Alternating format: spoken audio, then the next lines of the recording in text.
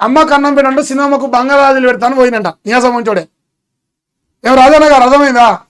అమ్మకు అన్నం పెడతాం పశువు. కేసీఆర్ 100,000 దొంగలు చేసి మనం ఇగ్గు పెడతాం, ఇగ్గుతామని వచ్చినాం కదా అధికారులకి. మరి మనం ఏమి గిరివో చూపిద్దాం.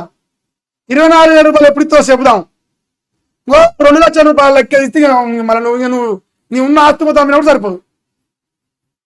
ఏం రాజన్న గారు మంత్రి పదవి అడిగినామంటగా మళ్ళా ఆలస్యమైన 1000 కళ్ళతో ఎదురు చూస్తా.